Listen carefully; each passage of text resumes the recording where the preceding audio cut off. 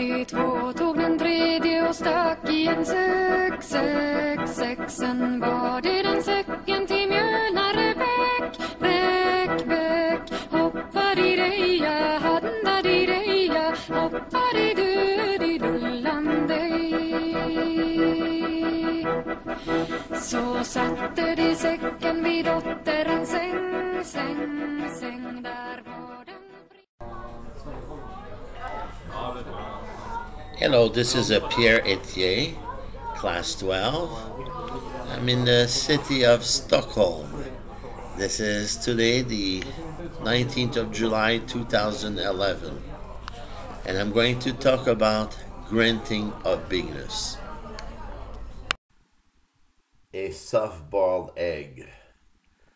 This brings memories about my days as a waiter in a Fort Harrison.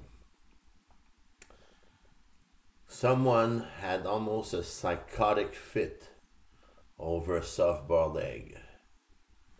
His name was Fred Hare, because I'm not afraid of mentioning the names of the guilty. Fred Hare wanted a soft-boiled egg, and in the kitchen, being overwhelmed with work, the cook would always forget the eggs or not leave it quite early, because according to Fred Hare, a soft-boiled egg needed to have absolutely no softness left in the white, and the yellow be perfectly limpid. And if there was any hardening of the yellow or still some runny part in the white, you could expect the most contemptible of comments and the most despicable treatment from that individual. But one thing that my experience as a waiter in the Lemon Tree restaurant, where all the executives and where all the officers were, was a lesson that I learned, is that people who can grant beingness to someone who's merely a waiter trying to do his job, and it is a sign of sanity. In other words, sanity is recognizable by the ability to grant beingness to someone who's not important. People who can do that are sane. People who can grant no beingness to anyone, especially someone who doesn't agree with them, are very often insane. Whoops. That soft-boiled egg yellow has started to turn hard. Well, I'm glad I'm not with Fred Hare, because he'll be probably throwing the egg at me. Well, I wanted a soft-boiled egg, but this one is half hard. So what? I don't live to eat, but it's good enough. Some people make trouble for the smallest amount of minutia. I'm not one of them. And this is what is wrong with those who cannot grant beingness.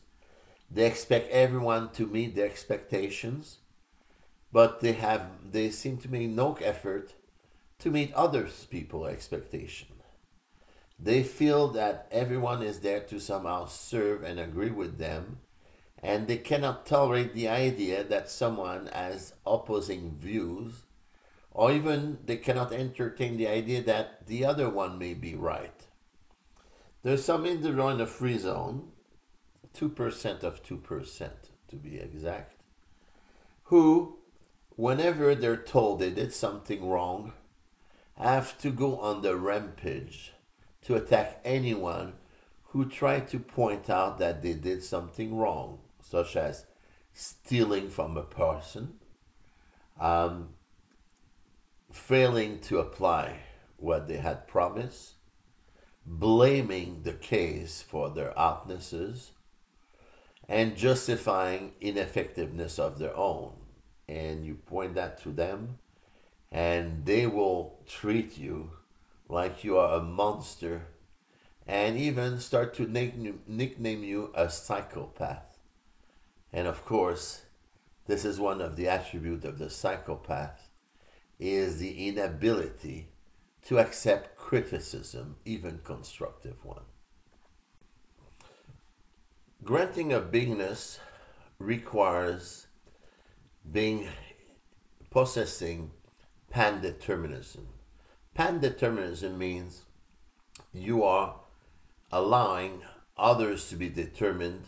You grant the ability for others to do as they wish. It's not, things don't have to be done only your way, which is self-determinism, but others can do their way, and then you can be aware of how to achieve the greatest good for the greatest number, not just your own little self-interest.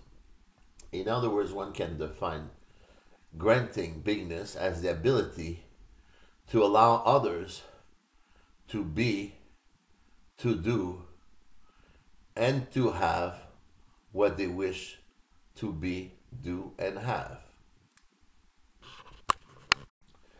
Part of my success in life, not just as an auditor counselor, but in life in general, is that I can grant people the beingness to be or do or have whatever they wish.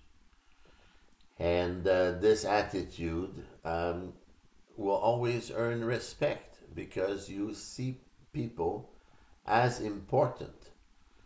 And I view everyone as important, even those who think they are not, or even those who think they may be my enemies, because I view that I have no enemies. From my view, I have none. Some people, out of whatever darkened corner of their soul, or torment or guilt feeling, whatever they may be, perceive me as an enemy. But I must say, this is entirely within their own universe. Within my universe, I have no enemies, although I'm aware that some people want to be mean to me.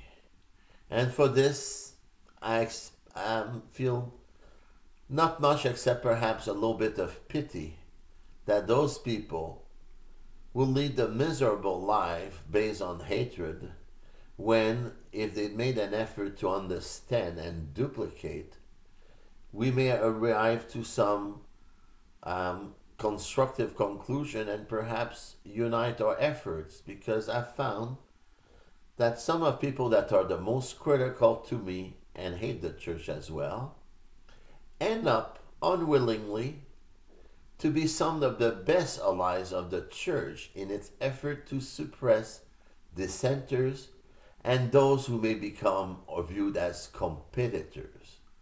So those misguided individuals, in general, are the best agents of the church. So how wrong can you go? I will end by saying that those who cannot grant beingness very often develop hatred. Hatred is largely based on fear, because you certainly don't need to hate that you can overcome or understand. But you definitely feel like you have to hate that you don't understand and that you are afraid of. So those individuals who have no ability to grant beingness and therefore give a lot of hatred expect me to respond in their ways with more hatred. And they find that on that particular point they're complete failures. Because I've written actually an article in a magazine on that subject some years ago.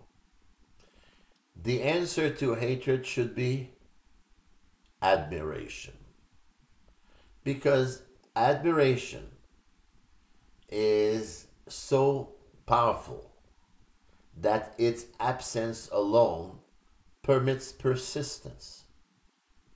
Therefore, if a condition is to disappear, you have to admire it. It doesn't mean to want to do it. It means admire it.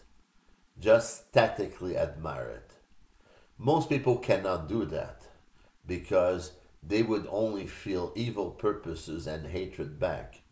But through processing, it's possible to achieve a state of serenity where you're not affected by hatred, and you can spot hatred wherever it's directed at you, admire it, and generally cause it to decrease. And this is why I don't respond to hatred. It's a complete waste of time, and it is quite a bit like fire. You cut off its supply of oxygen, which is replying to it and hatred, and it will just die off. Well, I hope what I said today was of use to you. Thank you very much for listening.